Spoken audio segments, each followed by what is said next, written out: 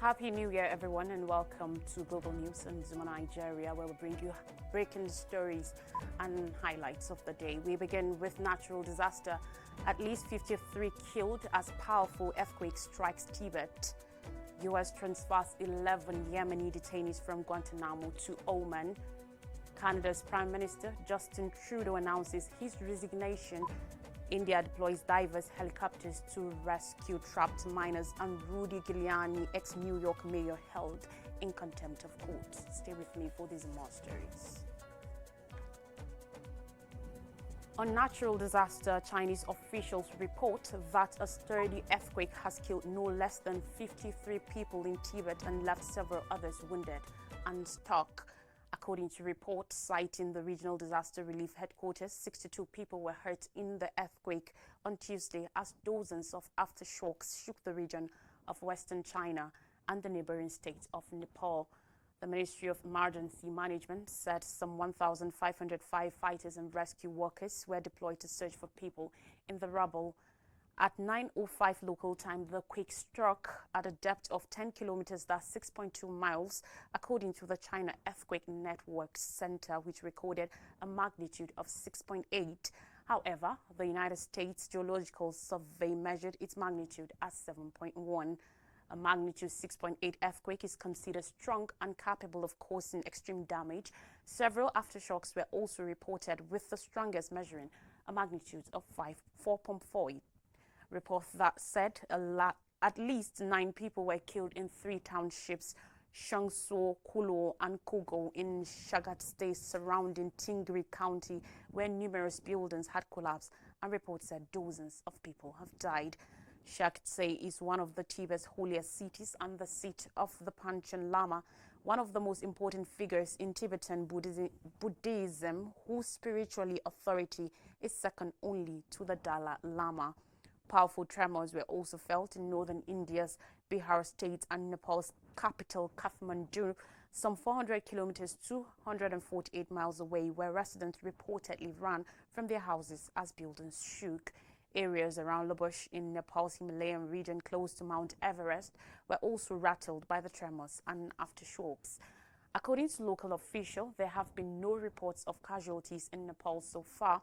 However, police and other security forces have been mobilized to collect information on the effect of the quake. Nepal and southwestern parts of China have been hit regularly by earthquakes. According to a report from China, there have been 29 earthquakes with magnitudes of 3 or higher within 200 kilometers, that's 124 miles, of the Shigatse quake epicenter in the past 5 years, all of which were smaller than the most recent. A huge earthquake in China's Sichuan province in 2008 killed almost 70,000 people.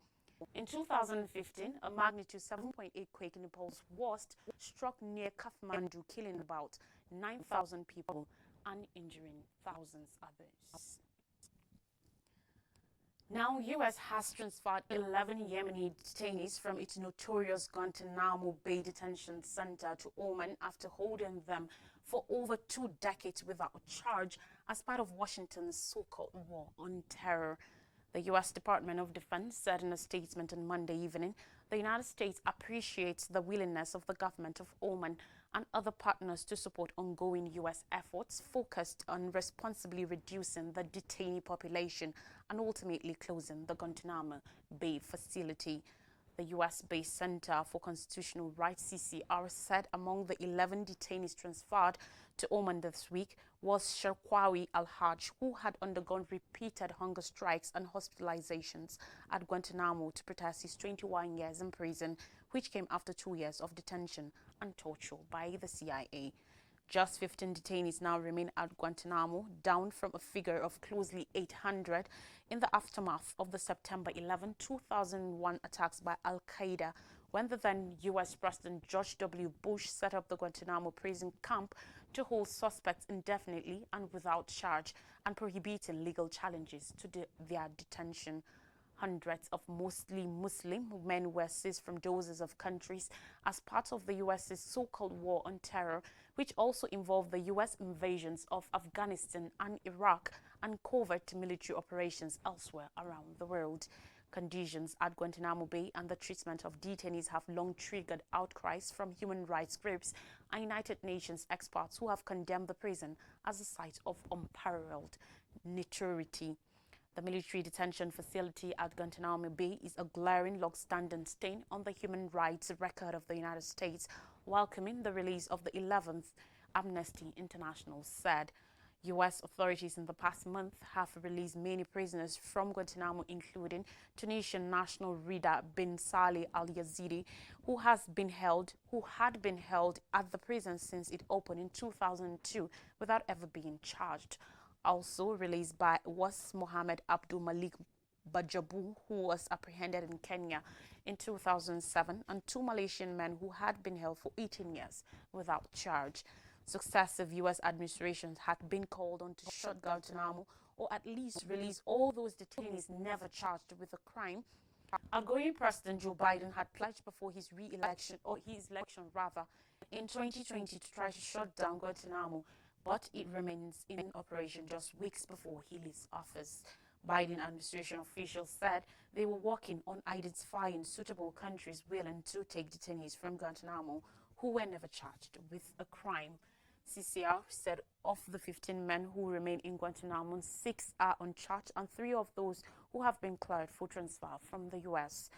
The 9 other detainees include 2 who have been convicted and sentenced and 7 who have been charged in relation to the 2000 bombing of the USS Cole naval ship, as well as the September 11, 2001 attacks and the 2002 bombings on the resort island of Bali, the Defense Department said.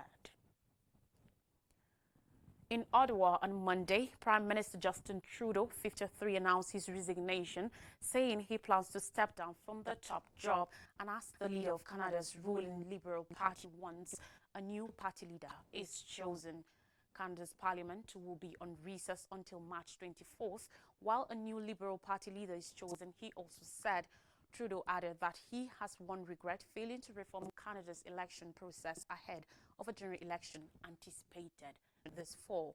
Trudeau, leader of the Liberal Party for 11 years and Prime Minister for 9, was facing a rising set of crises from Donald Trump's tariff threat to the resignation of major allies and disastrous opinion polls. His resignation could be seen as choosing to jump before his push ahead of a general poll to be held later this year that he's broadly expected to lose. Trudeau took the Liberals to power in 2015, vowing sunny ways for Canada. He championed progressive issues like fighting climate change and tackling historic abuses against Indigenous peoples, but the latter years of his premiership have been marked by increasing economic discontent.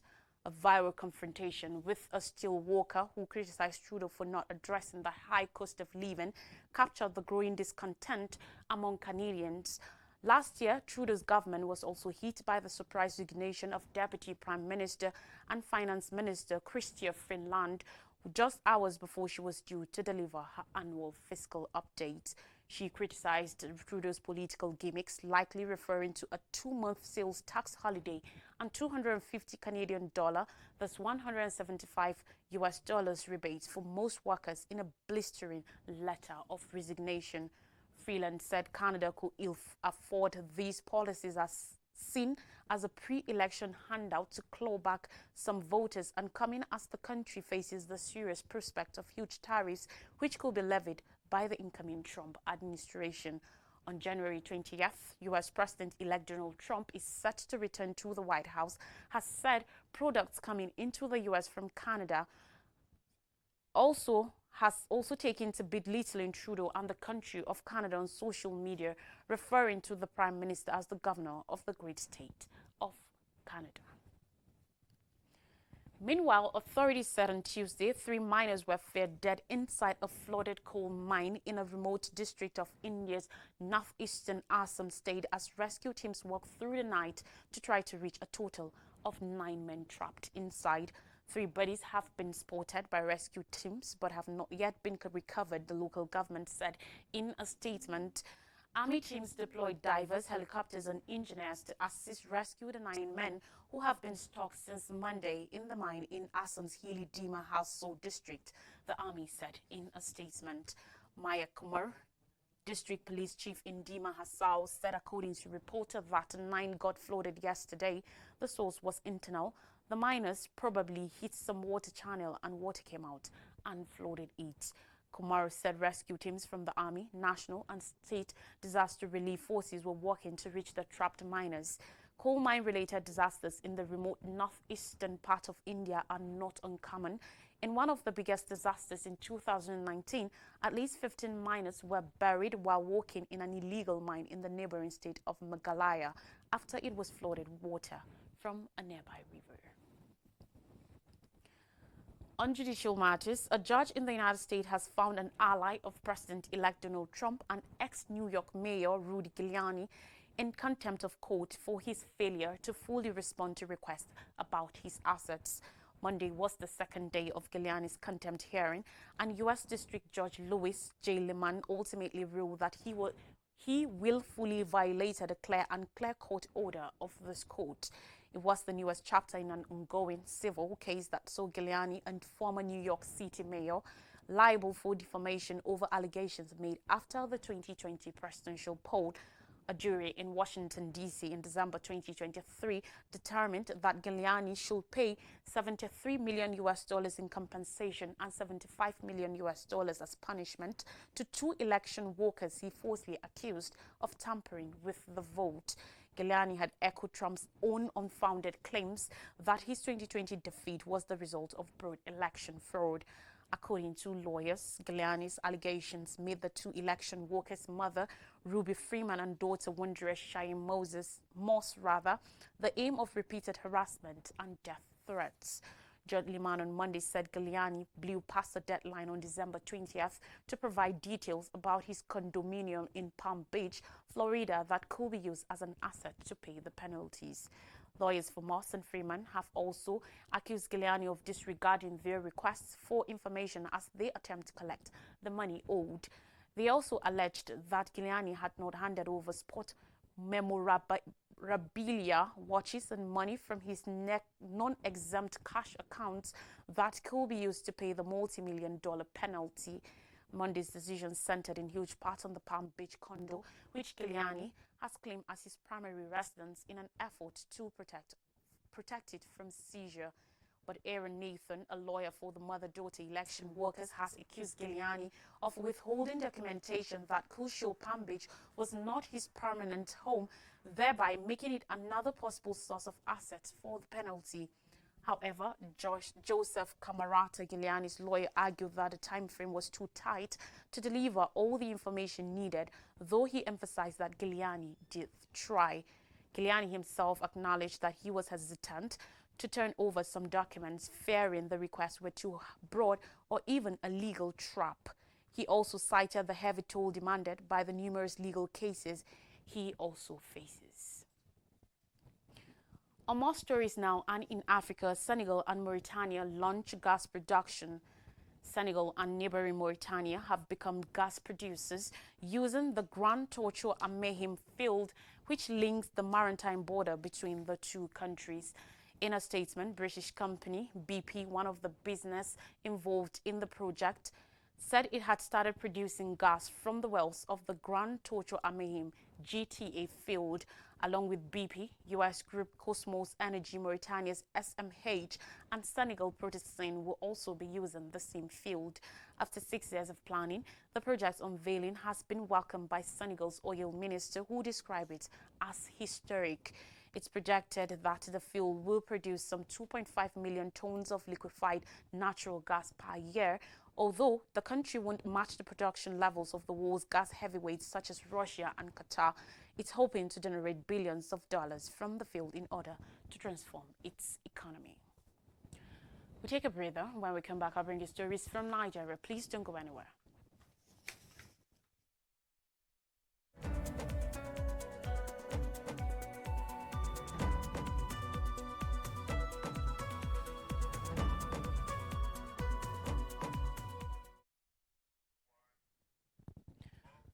You're welcome back, and now stories from Nigeria. We begin with NASDAQ's review of 2025 appropriation bill today. Both the Senate and House of Representatives will commence deliberation of the 2025 budget of 49.7 trillion naira at committee levels today. Also yesterday, the Senate said it will hold plenary for 2 weeks upon resumption on January 14th, while fixing January 31st tentatively for laying of the budget. Equally, it's set Thursday this week for open day on the budget consideration, which will entail inputs from various stakeholders in the polity, aside from heads of the various ministries, departments and agencies, MDAs. Chairman of the Senate Committee on Appropriations, Senator Olamilekan Adiola, while disclosing this yesterday in Abuja during a meeting with chairmen of other standing committees in the Senate, explained that January 31st, 2025 fixed as date for laying of reports on the 2025 appropriation bill separately before the Senate and the House of Representatives was tentative. At the meeting were several chairmen of Senate standing committees and principal officers such as Deputy Leader Senator Lola Ashiru and Senate Whip Senator Tahir Mungono, among others. Adiola noted that a time frame for consideration and passage of the 2025 budget by the National Assembly was short, but noted that the best must be made of it. The committee thereafter went into a closed-door session with chairmen of the various standing committees in the Senate. Meanwhile, EFCC dismisses 27 officials, vows no haven for fraudsters. In a decisive step to rid itself of fraudulent elements, the Economic and Financial Crimes Commission, EFCC, has sacked 27 officers from its workforce in 2024 for offences linked to fraudulent activities and misconduct. The dismissal, based on the recommendations of the EFCC Staff Disciplinary Committee, was approved by Ola Olukoyede, the executive chairman. On Monday, the FCC announced the development in a statement signed by Dele Oyewole, head of media and publicity. The commission stressed its zero-tolerance policy for corruption within its ranks and reiterated that all allegations against staff members will be thoroughly probed. Oyewole stated, and I quote, "The officers were dismissed for various offences bordering on fraudulent activities and misconduct. Their dismissal following the recommendation of Staff Disciplinary Committee of the EFCC was ratified by the Executive Chairman, Mr. Ola Olukoyede.